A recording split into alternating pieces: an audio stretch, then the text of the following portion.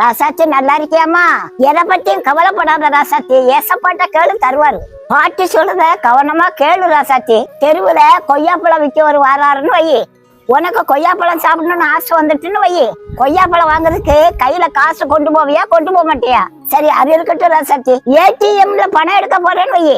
பணம் எடுக்க எதுமா முக்கியம்? ஏடிஎம் கார்டும் ரகசிய நம்பரும் வேணுமா வேண்டாமா? அதே மாதிரி ஏசப்பாட்ட ஜெபம் பண்ணும் போது நிறைய விசுவாசம் வேணும் ராசாத்தி. ஏசப்பாவால இந்த அற்புதத்தை செய்ய முடியுங்க விசுவாசம் வேணும். அற்புதத்தை எனக்கு செய்வாருங்க விசுவாசமும் வேணும். இந்த ரெண்டு விசுவாசமும் உங்ககிட்ட இருந்தா போதும் ராசாத்தி. நீ கேட்டாலும் உனக்கு தருவாருவா. உனக்கு தராம வேற யாருக்குமா தரப்போறாரு? விசுவாசத்தோட கேளு ராசாத்தி, உனக்கு கண்டிப்பா செய்வாருமா. சோர்ந்தும் போயிடாத, நம்பிக்கையும் இழந்துடாத. விசுவாசம் இல்லாம ஏசப்பாட்ட ஒண்ணும் வாங்க முடியாதுமா. அற்புதத்தின் ரகசியத்தை பாட்டி சொல்லிட்டேன். அற்புதத்தை பெற்றுக்கொள்றது உன் கையில தான் இருக்கு.